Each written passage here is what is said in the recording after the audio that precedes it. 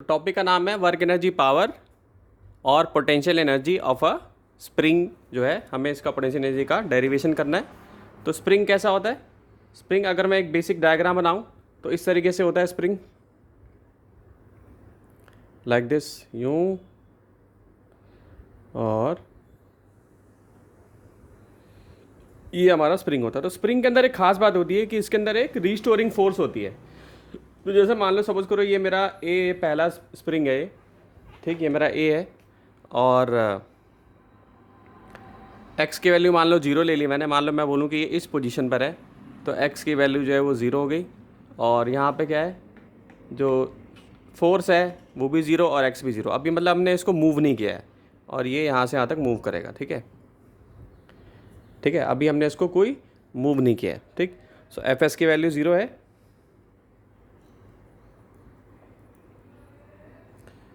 और एक्स की वैल्यू भी 0 है। क्लियर है? एफ एस की वैल्यू भी 0 है और एक्स की वैल्यू भी 0 ले रखी है हमने, ठीक। तो अब हम क्या करेंगे कि इसको अब मूव करेंगे। तो अभी तो ये एक्स इक्वल टू 0 पे था, अब हम इसको यहाँ से मूव करना शुरू करेंगे, ठीक है। तो ये मूव करेंगे,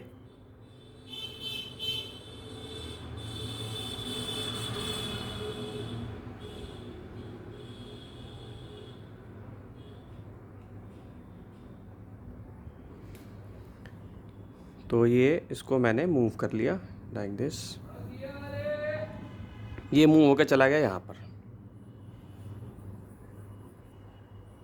ये यहाँ चला गया मूव होके, ठीक है। तो मूव होकर जब ये यहाँ चला गया तो इस केस में क्या है कि जो फोर्स लग रही थी एफ एस जो लग रही है वो नेगेटिव हो गई और एक्स पॉजिटिव हो गया। एक्स जो है ये पॉजिटिव हो गया और एफ एस जो है वो तुम्हारा नेगेटिव हो गया, ठीक है। सर नेगेटिव कैसे होगा?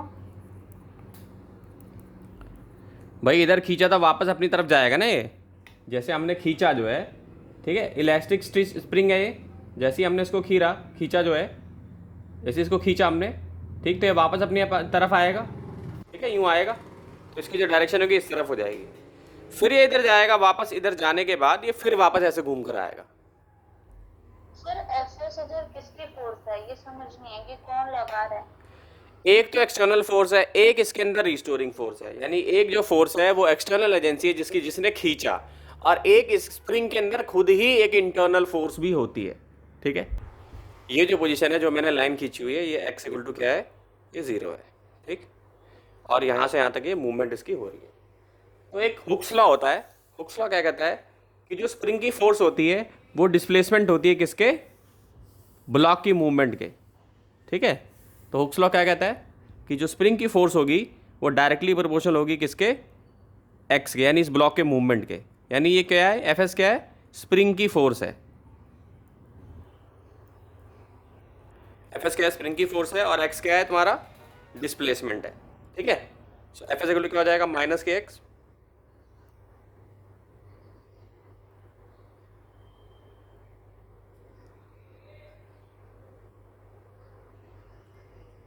ठीक है। इसको लिख सकते हैं F S equal to minus k x. जल्दी से इसको लिख लो, जिसमें के क्या है, स्प्रिंग कांस्टेंट है। ये कहाँ से आया, फ्रॉम हुक्स लॉ।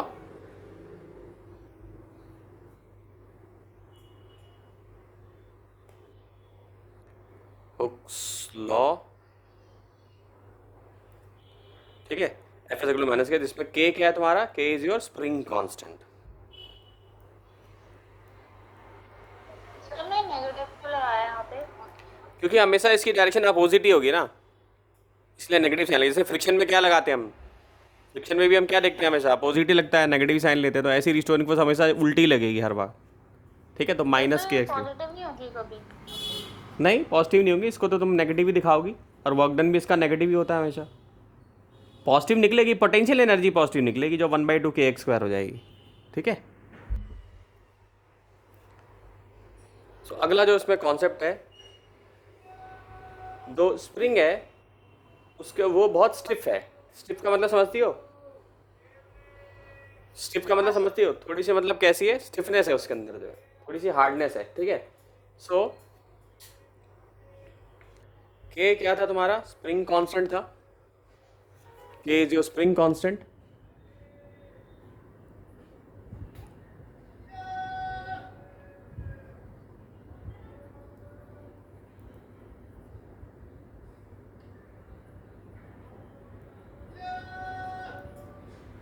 ठीक, के तुम्हारा क्या है, स्प्रिंग कांस्टेंट है, और वर्क क्या होता है, minus k x. Force into displacement, ये होता है वर्क का फॉर्मूला, ठीक है, फोर्स इनटू डिस्प्लेसमेंट। तो नेगेटिव साइन जो है,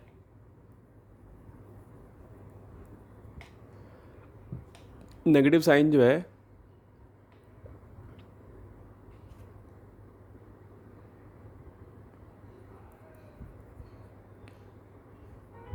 वो एफ एस है, ठीक, और क्यों है ये, because it acts in opposite direction, okay.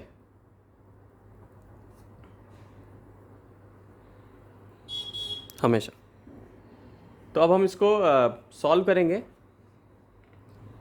तो हम लिखेंगे डब्ल्यू एस, क्योंकि स्प्रिंग का वर्क डन निकाल रहे हैं, work done by the spring हम निकाल रहे हैं,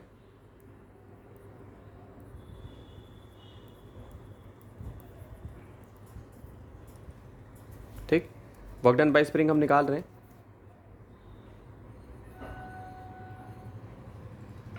तो क्या हो जाएगा, डब्ल्यू एस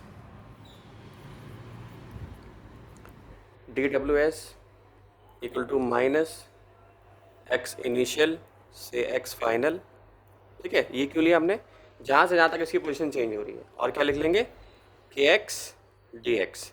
क्यों लिखा के एक्स डी एक्स, क्योंकि एफ एस का फॉर्मूला हमारा ये था, माइनस साइन हमारा बाहर आ गया, हमने क्या लिख लिया, के एक्स और डी एक्स लिख लिया, क्लियर है। सर dx कहाँ से आया, kx ले लिया ना। हाँ, के एक्स ले लो, तो इंटीग्रेट कर रहे हैं ना हम इसको इंटीग्रेट कर रहे हैं ना, तो डी एक्स हमें लेना पड़ेगा जो है, तो ये क्या आ जाएगा, ये आ जाएगा तुम्हारा माइनस के और एक्स स्क्वायर बाई 2, ठीक है, और ये क्या आ जाएगा, x final minus x initial.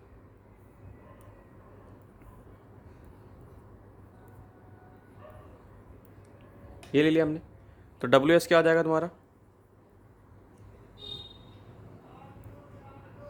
1/2 हो जाएगा, और डायरेक्टली मैंने इसको लिख लिया, मान लो ये माइनस साइन है, यहाँ पे माइनस साइन लगे रहने देता हूँ, तो ये क्या आ जाएगा, एक्स फाइनल का स्क्वायर अपॉन 2 और माइनस एक्स इनिशियल का स्क्वायर अपॉन 2, ये आ जाएगा, ठीक। अब मैं इसको स्विच कर सकता हूँ, इसको आगे ले सकता हूँ ना ऐसे, और माइनस से मल्टीप्लाई कर दूंगा तो क्या आ जाएगा अभी फार्मूला, तो ये आ जाएगा 1/2 के एक्स आई का square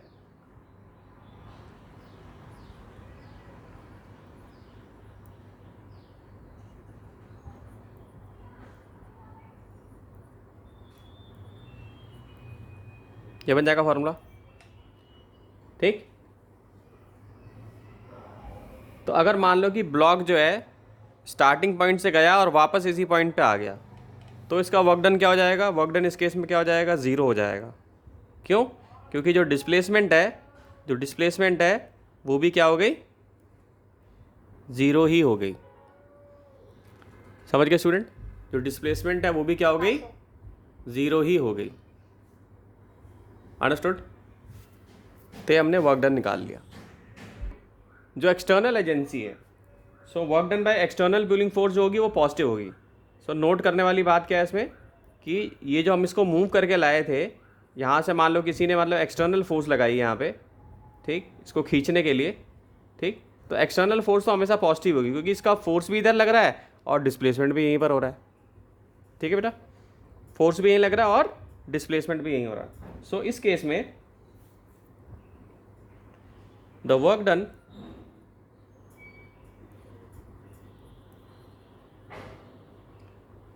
by the external pulling force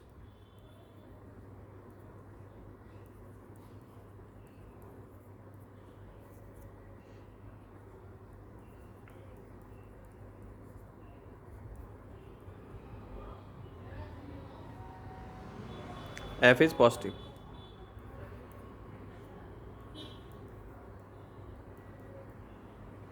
ठीक, since it overcomes the spring force, since it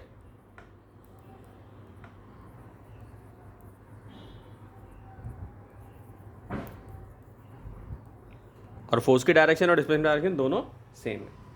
तो एक ग्राफ है जो कि बहुत इंपॉर्टेंट है, इसको हम ऐसे भी लिख सकते हैं, इस पूरे जो ये जो टर्मिनोलॉजी है जो हमने जो डिराइव करी है इसको हम ऐसे भी लिख सकते हैं 1/2 और माइनस का साइन लगा के के एक्सएम का स्क्वायर भी लिख सकते हैं, ये भी लिख सकते हैं हम पूरा। ठीक है, सो इसका एक ग्राफ है जो बहुत इंपॉर्टेंट है।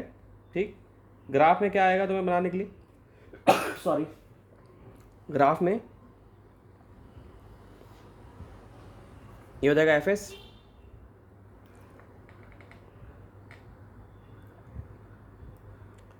ये हो जाएगा x,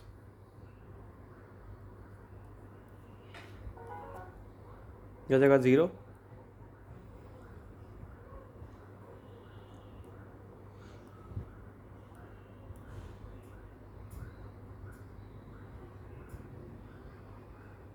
ठीक, ये हो जाएगा xm,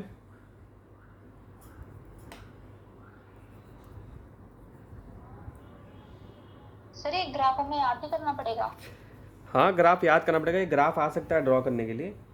तो ग्राफ में तुम्हें क्या है, plot of F S versus x, ये क्या है, किसका ग्राफ है, प्लॉट ऑफ, एक सेकेंड,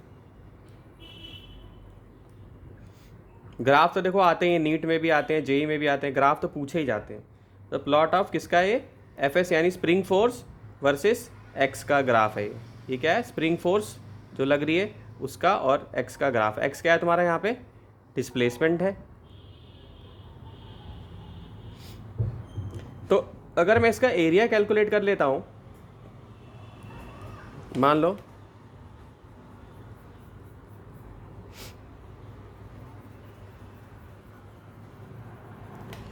तो इसको मुझे क्या पता चल जाएगा, मुझे वर्क पता चल जाएगा। अगर मैं इसका एरिया कैलकुलेट कर लेता हूँ तो मुझे क्या मालूम चल जाएगा, मुझे वर्क पता चल जाएगा। ठीक है, क्या पता चल जाएगा, वर्क मालूम चल जाएगा। अंडरस्टूड? ठीक है, सो अपोजिंग फोर्स होती है, इसमें से इसमें नेगेटिव आता है। तो ये ग्राफ आपको याद रखना है। और यहाँ पे ये एरिया क्या हो जाएगा, आपका एरिया हो जाएगा 1 - k/2 और xm का स्क्वायर। और ये क्या हो जाएगा, F S equal to -kx।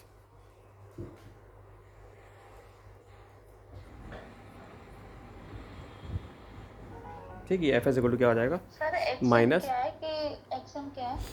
जो इसकी वैल्यू, जो डिस्प्लेसमेंट आप ले रही हो, 1 ले रही हो, 2 ले रहे हो, 3 ले रहे हो, 4 ले रहे हो, तो उसमें वैल्यू अलग अलग पड़ जाएगी, तो वो एक्सएम हो जाएगा। उसको एक्सएम से रिप्रेजेंट कर दिया हमने, ठीक है। या फाइनल से रिप्रेजेंट कर दिया, जो भी वैल्यू एक्स की होगी वो हम पुट कर देंगे वहाँ पे। ठीक है, क्लियर है? अब मैंने कंजर्वेटिव फोर्सेस के बारे में बताया था। ठीक, ऐसी फोर्सेस जो इनिशियल और फाइनल पॉइंट पे डिपेंड करती हैं और जिनका वर्क हर पॉइंट पे सेम होता है। ठीक है, तो स्प्रिंग फोर्स भी क्या है, एक तरीके से कंजर्वेटिव फोर्स है, यानी स्प्रिंग फोर्स इज ऑल्सो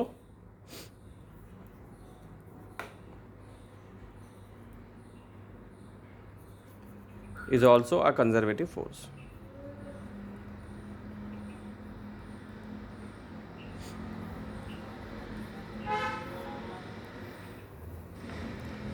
ठीक है, स्प्रिंग फोर्स भी क्या है, एक कंजर्वेटिव फोर्स है। ठीक,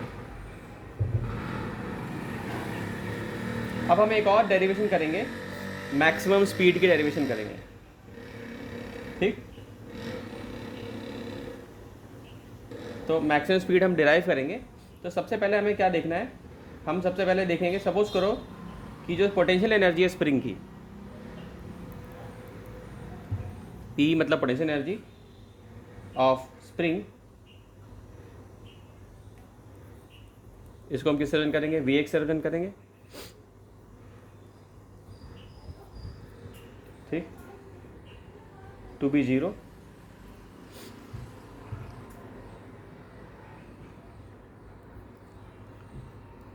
टू बी 0, तो Vx क्या है? इसका सिंबल है, इसका सिंबल है Vx,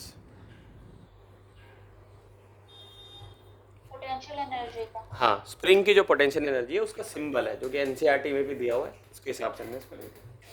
ठीक है। So potential spring तो हमने क्या लिया, टू बी 0, ठीक। When block and spring system is in equilibrium, जब when block and spring system, यानी कि ये ब्लॉक, ये वाला ब्लॉक और ये वाला स्प्रिंग, ठीक है, इसकी बात हम कर रहे हैं। So when block and spring system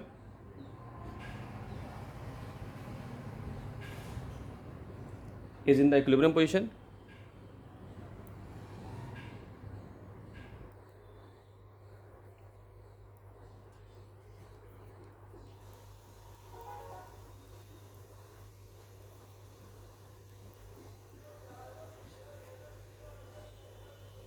तो मान लो कि हमने x पॉइंट पे खींच दिया इसको, जैसे मान लो ये यहाँ पर था, ये यहाँ पे था और हमने इसको x तक खींच दिया, ठीक। तो खींच दिया तो क्या हुआ, इसकी पोटेंशियल एनर्जी में चेंज आ रहा है ना। तो मान लो अगर एक्सटेंड हमने किया तो हम क्या लिख सकते हैं, हम क्या लिख लेंगे इस Vx को, जो कि 0 हो गया था, क्या लिखेंगे इसको, kx²/2, क्योंकि हमने पढ़ रखा है कि जो पोटेंशियल एनर्जी है वो वर्क के इक्वल होती है, जो काइनेटिक एनर्जी है वो भी वर्क के इक्वल होती है, और वर्क भी क्या होता है, एनर्जी होता है। ये पढ़ा है हमने, तो हमने ये डिराइव किया अभी kx², ये डिराइव किया अभी kx²/2, ठीक। तो ये वर्क ही तो था, वर्क के तो इक्वल था ये, तो हमने क्या किया, इसको हमने लिख लिया इसको ऐसे, ठीक।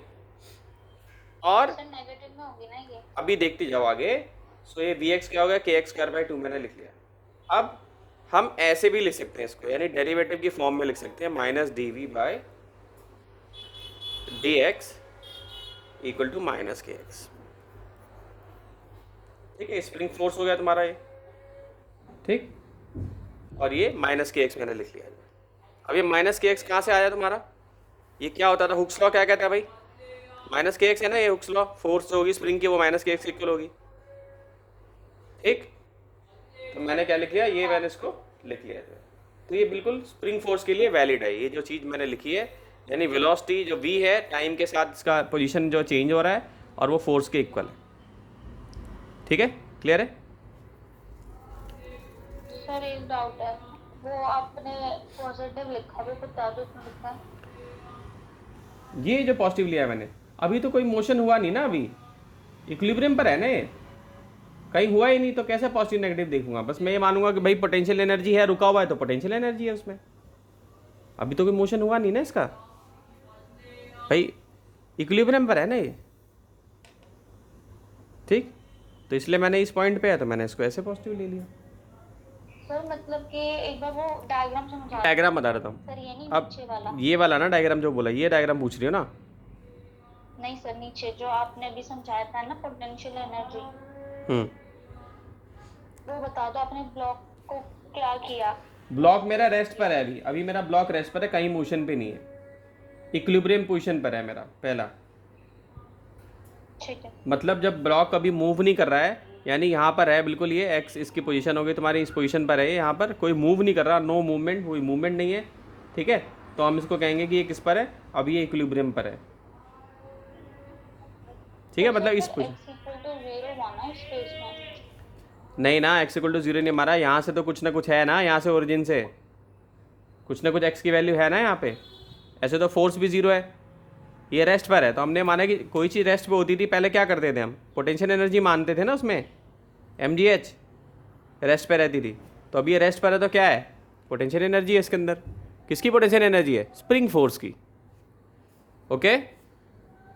तो सर जैसे आपने जब शुरू में ये टॉपिक शुरू किया तो आपने x = 0 माना था एक पोजीशन को, तो वो माना था, तो हम वो पोजीशन वो किस फ्रेम में माना है मैंने, वैसे इसकी पोजीशन तो हमें, अगर तुम दिखाओगी इसकी पोजीशन जो है, तो पोजीशन कहाँ से दिखाओगी आप, अगर मान लो इसको तुम इसकी पोजीशन दिखाओगी, मान लो सपोज करो यहाँ पे ऐसे दिखा रहे हैं हम इसको, सपोज करो, तो इसका कुछ ना कुछ तो ओरिजिन से डिस्टेंस है ना, यहाँ से कुछ ना कुछ डिस्टेंस तो है, लेकिन वैसे सिस्टम देखें, अगर इसका फ्रेम और रेफरेंस हम देखें तो हम ये मानेंगे कि अभी कुछ मोशन नहीं हो रहा, तो ये x = 0 मान लिया हमने, यहाँ से जो ये जो हमने लाइन खींची इसको हमने x = 0 माना हुआ है।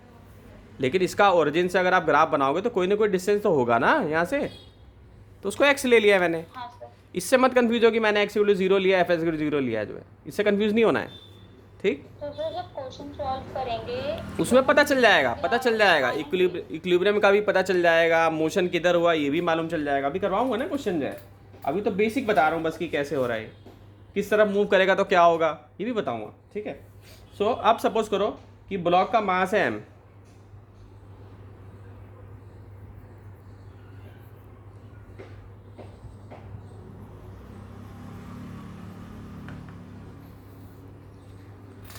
ब्लॉक का मास क्या है,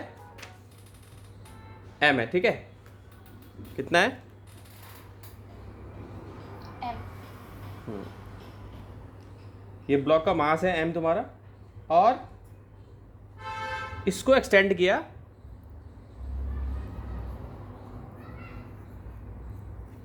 कहां तक, 2xm तक एक्सटेंड किया,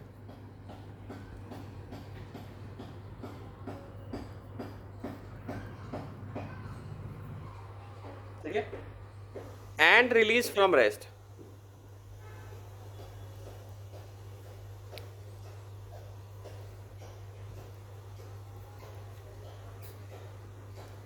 ठीक है। एक्सएम तक रिलीज किया हमने, एंड एक्सएम तक हमने इसको एक्सटेंड किया, यानी खींच दिया इसको, यहाँ तक खींच दिया। मान लो इस पोजीशन पर था तो इसको एक्सएम तक खींच दिया और फिर इसको छोड़ दिया,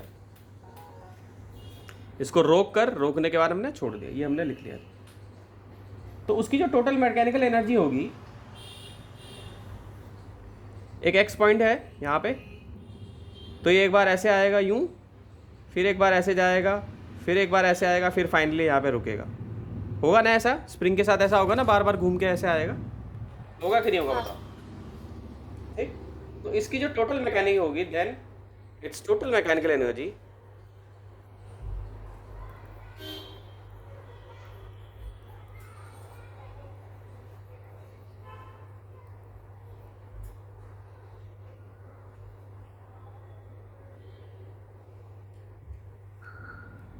at an arbitrary point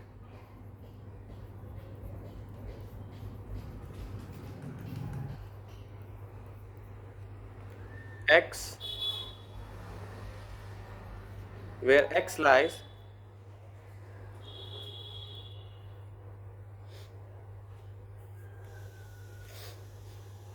between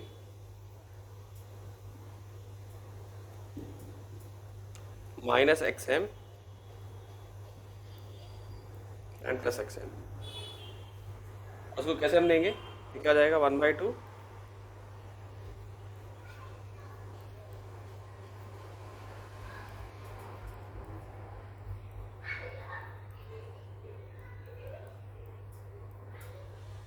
ये क्या था, ये इसका पोटेंशियल एनर्जी, ठीक। ये पोटेंशियल एनर्जी था ना, ये Vx क्या था, पोटेंशियल एनर्जी था,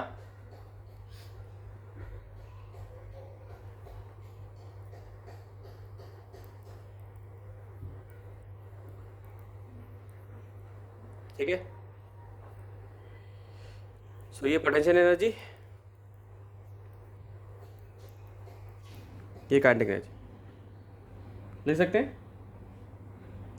और ये हाँ सर, ये क्या लिखा हमने, फाइनल जो हमने मोशन में जब लाया तो काइनेटिक एनर्जी थी इसकी पूरी, ठीक है। मोशन में लेके आए तो इसको हम इसके साथ कर सकते हैं, के एक्सएम के स्क्वायर के साथ। यानी एक्चुअली इस यहाँ पे भी हमने क्या लिया है कि जितनी एनर्जी यहाँ पर है उतनी ही एनर्जी यहाँ पर है, जितनी एनर्जी यहाँ पर है उतनी एनर्जी यहाँ पर है। ये एक्स क्या है, जिस पॉइंट से हमने मूव कराया है, जिस पॉइंट से मूव कराया, जैसे मान लो हमने यहाँ से मूव कराया तो इस पॉइंट से यहाँ तक एक्सएम तक लेके गए, तो ये वो एक्सएम है, तो उसका फंक्शन हमने यहाँ पे लिखा है, ठीक। और इसका फंक्शन हमने यहाँ लिखा है। इसमें कोई दिक्कत बताओ, यहाँ पे हमने लगाया है कंजर्वेशन ऑफ मैकेनिकल एनर्जी, यानी जितना स्टार्टिंग में रहेगा उतना ही एंड में रहेगा, जो सम है वो सेम रहेगा, ठीक।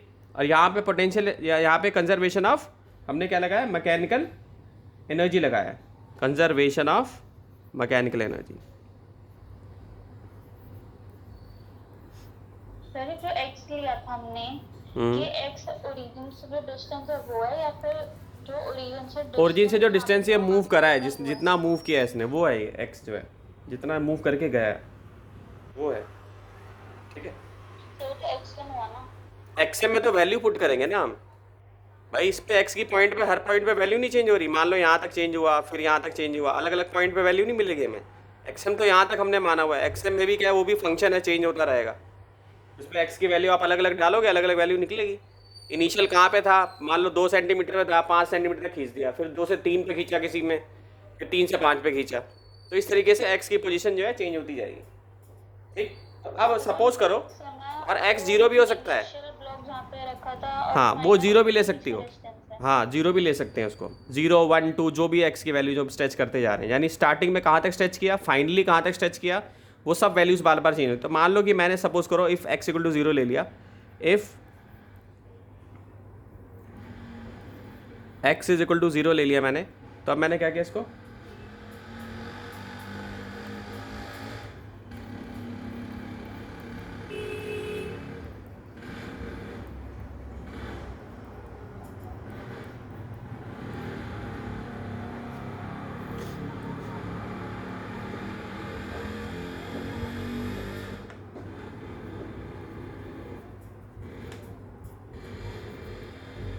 ईवीएमएस में मैक्सिमम सीट है,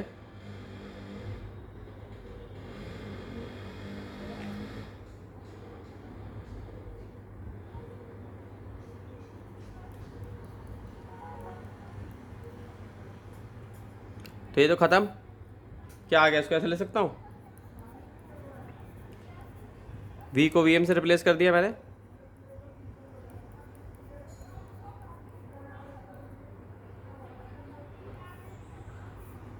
कट गए,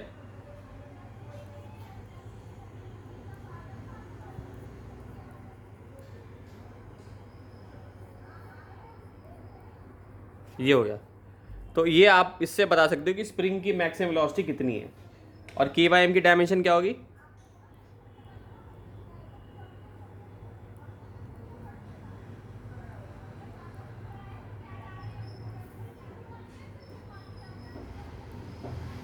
ये डायमेंशन हो जाएगा, ठीक है। तो इससे हमने पता चल गया कि हमारी जो काइनेटिक एनर्जी है gets converted into potential energy, और काइनेटिक एनर्जी और पोटेंशियल एनर्जी का जो सम है वो कांस्टेंट रहता है, इसलिए हमने यहाँ पे ये यूज़ कर लिया, ठीक। तो ये इक्वेशन हमारी किस पे बेस्ड है, मैकेनिकल एनर्जी पे बेस्ड है। एक तरफ हमने पोटेंशियल एनर्जी ली स्प्रिंग की और एक तरफ काइनेटिक एनर्जी, और एक तरफ हमने क्या ली, टोटल एनर्जी ले ली। ये टोटल एनर्जी निकली थी ना हमारी, यानी इनडायरेक्टली अगर देखो तो ये वर्क के इक्वल है, ये वर्क के इक्वल है, ठीक है। वर्क में क्या निकाला था हमने, जब हमने वर्क सॉल्व किया था तो क्या आया था, यहाँ पे यही आया था, वर्क जब हमने लिया था तो क्या आया था, यही आया था हमारा, ठीक। के एक्स एम बाई 2, तो हमने वही लिया है, ठीक। माइनस साइन हमने नहीं लगाया, माइनस लगाने की जरूरत नहीं है, क्योंकि हम यहाँ पे भी वो अपने आप एडजस्ट हो जाएगा। सो 1/2 के एक्स एम का स्क्वायर जो है 1/2 के एक्स स्क्वायर, और ये 1/, ये पूरा नेट है, ये नेट वर्क डन है, ठीक है। और वर्क डन होते वक्त पोटेंशियल एनर्जी काइनेटिक एनर्जी में बदल रही है, और पोटेंशियल एनर्जी डिक्रीज हो रही है, काइनेटिक एनर्जी बढ़ रही है, या काइनेटिक एनर्जी खत्म हो रही है, पोटेंशियल एनर्जी चेंज हो रही है, दोनों में आपस में चेंजेस हो रहे हैं। तो हमने कंजर्वेशन लगा के ये डिराइव कर लिया, और हमने कितनी मैक्सिमम वेलोसिटी से स्प्रिंग मूव कर रहा है, अगर हमें स्प्रिंग कांस्टेंट पता है, किस लेवल तक उसको खींच के लेके गए हैं, और स्प्रिंग का मास मालूम है, तो हम उसकी मैक्सिमम वेलोसिटी बता सकते हैं, ठीक है। तो अब आते हैं कि अलग अलग पॉइंट्स क्या होंगे जो है, ठीक है।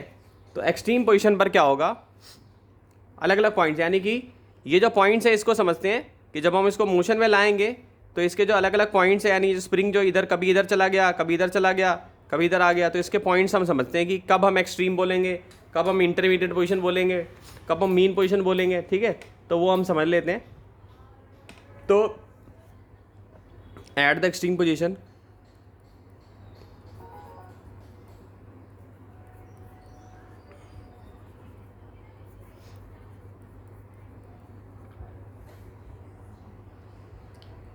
एक्स की जो वैल्यू है किसके इक्वल है,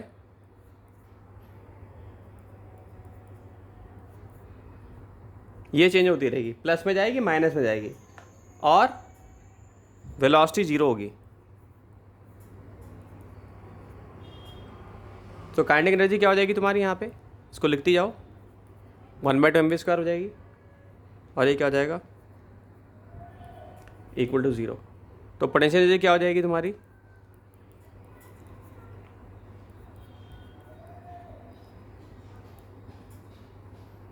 maximum value.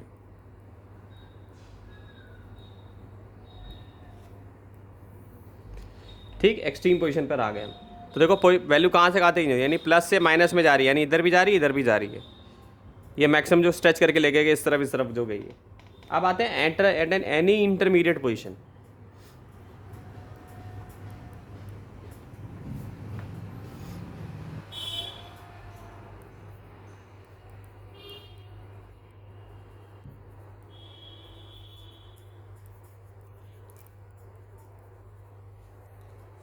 x for x between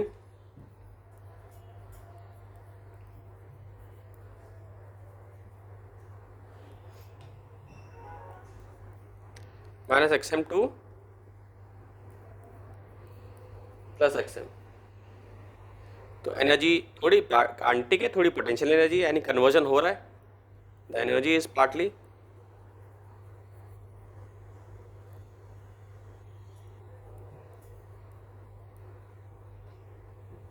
kinetic and partly potential energy।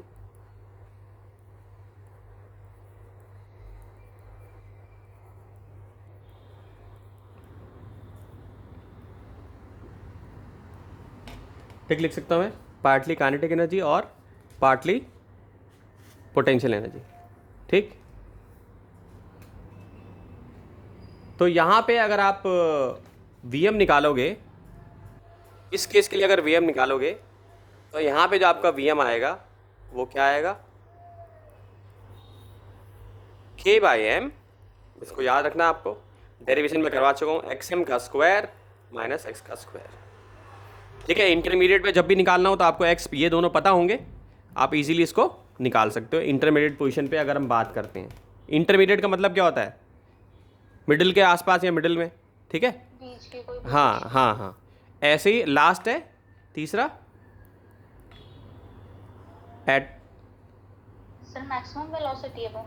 हाँ ये मैक्सिमम वेलोसिटी इसकी एट द इक्विलिब्रियम पोजीशन। जब x की वैल्यू 0 होगी तो क्या होगा?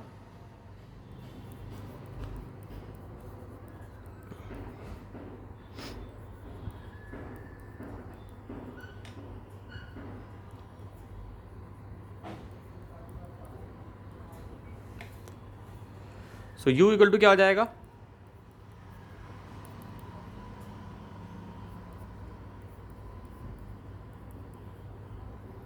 आ जाएगा k 1/2 mvm का स्क्वायर k xm का स्क्वायर। सो यहाँ पे मैक्सिमम स्पीड क्या आ जाएगी?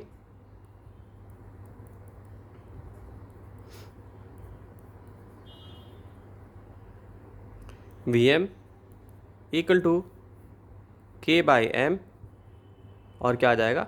xm। ठीक है, ये हमारी इक्वेशन होगी। अब इस पे ग्राफ आता है जो नीट में भी पूछा जाता है, स्कूल के एग्जाम में भी बहुत पूछा जाता है। ठीक है, तो इलास्टिक स्प्रिंग अगर है तो उसका जो ग्राफ है तो पैराबोला को फॉलो करता है ये। ठीक है, इस तरीके से फॉलो करता है, ये ऐसे फॉलो करता है। पैराबोला पता है ना आप लोग को, भाई ऐसे जा रहा है पैराबोला बोलते हैं इसको। ठीक है, हाँ सर। तो अब देखो ये इसका जो ग्राफ प्लॉट करोगे, यानी इन इक्वेशंस में अगर आप वैल्यू डालोगे x और y मान के किसी दो को, तो इस तरीके से ग्राफ बनेगा ये।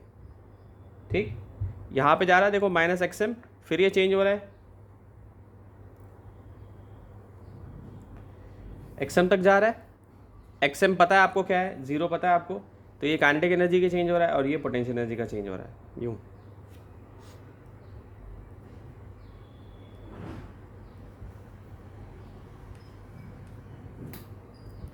Sir y position y axis पे क्या है?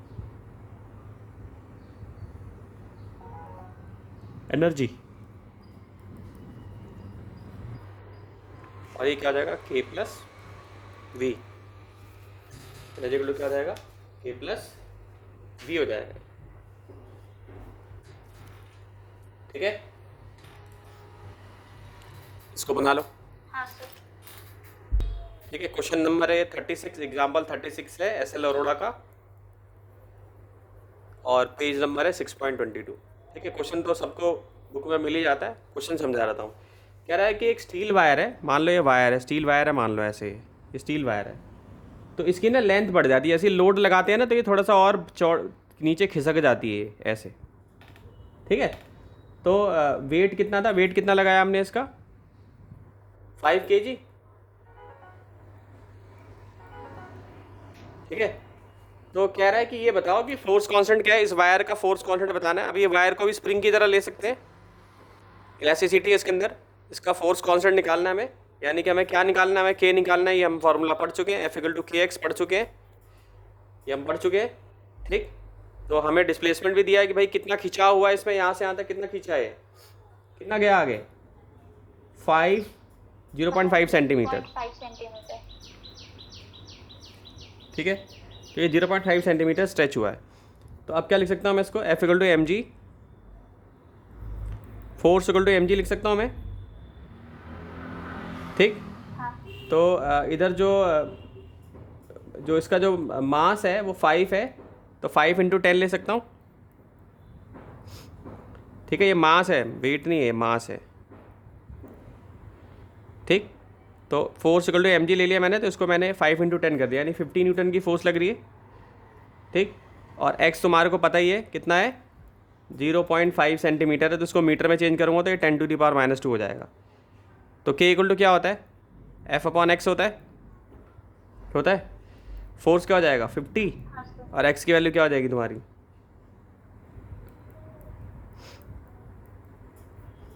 सॉल्व करोगे तो कितना आ जाएगा आंसर।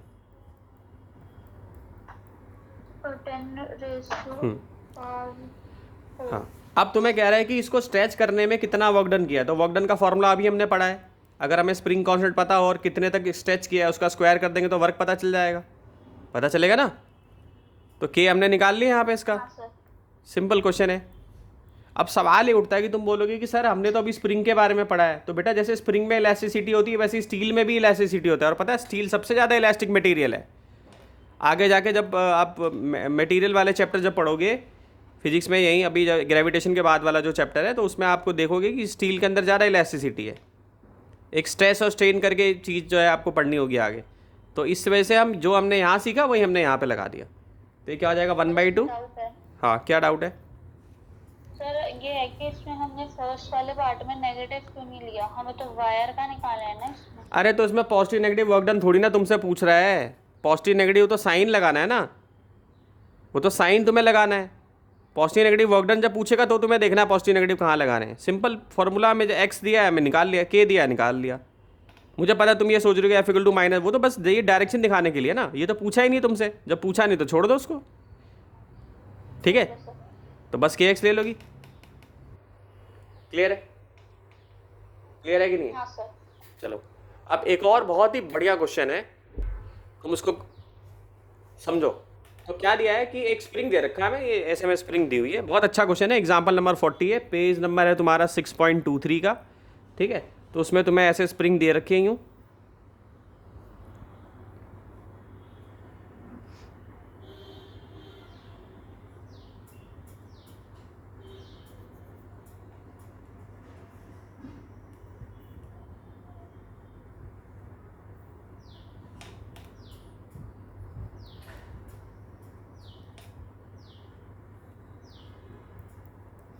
तो सवाल में क्या दिया हुआ है कि एक स्प्रिंग है जिसका फोर्स कांस्टेंट दिया हुआ है, यानी फोर्स कांस्टेंट दिया है मतलब क्या दिया है, के दिया हुआ है, के दे रखा है। इसका कितना है भाई 24 न्यूटन मीटर इनवर्स।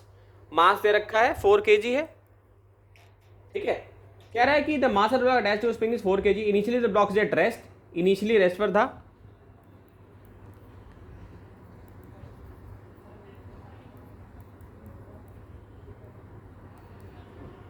ठीक है, रेस्ट से था, और रेस्ट से उसके बाद इसने क्या किया है,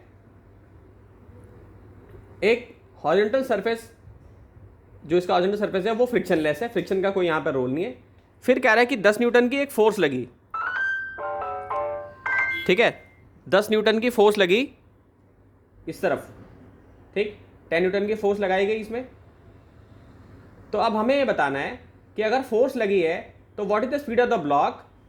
ठीक, when it has been move through distance of 0.5 centimetre, यानी कि ये ब्लॉक जब यहाँ पर लेकर आ गए इसको हम 0.5 सेंटीमीटर तक जब हमने इसको एक्सटेंड कर दिया, ठीक, तो आप ये बताइए कि इसकी वेलोसिटी कितनी होगी।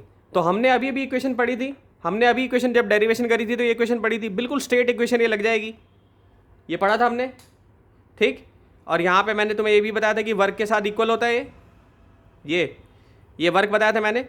तो अगर मैं वर्क की जगह पे फोर्स इंटू डिस्प्लेसमेंट कर लूँ तो इसके साथ इक्वेट कर सकता हूँ। देखो एक्स मुझे दिया हुआ है, स्प्रिंग कांस्टेंट पता है, वेलोसिटी मुझे निकालनी है, ठीक है। डेरिवेशन में हमने ये लिया था, लेकिन यहाँ पे वर्क की जगह पे फोर्स इंटू डिस्प्लेसमेंट कर सकता हूँ, मैं कर सकता हूँ कि नहीं। तो यहाँ पे मैं इक्वेशन ये लगा सकता हूँ बिल्कुल, ठीक। So work equal to gain in kinetic energy plus gain in potential energy. Sir हम इसमें एनर्जी नहीं लगा सकते थे? कौन एनर्जी? कहाँ एनर्जी कहाँ दी हुई है? जो देखो न्यूमेरिकल में क्या होता है, अब तुम यहाँ सोच रहे हो कि सर आपने के एक्स एम का स्क्वायर तो लगाया नहीं, ये तो लगाया नहीं, तो बेटा जो हमें दिया रहता है इन्फॉर्मेशन उसके हिसाब से हमें लगाना, हम सीधा कंजर्वेशन से इसको निकाल लेंगे।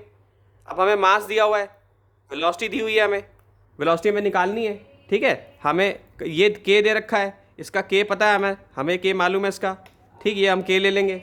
और एक्स भी हमें पता है, ये हमारा एक्स है, ठीक है, इसको हम लिख लेंगे के एक्स का स्क्वायर लिख लेंगे। फोर्स भी पता है, डिस्प्लेसमेंट भी पता है हमें, फोर्स भी हमें दी हुई है। तो हमारे पास केवल एक अननोन वेरिएबल रह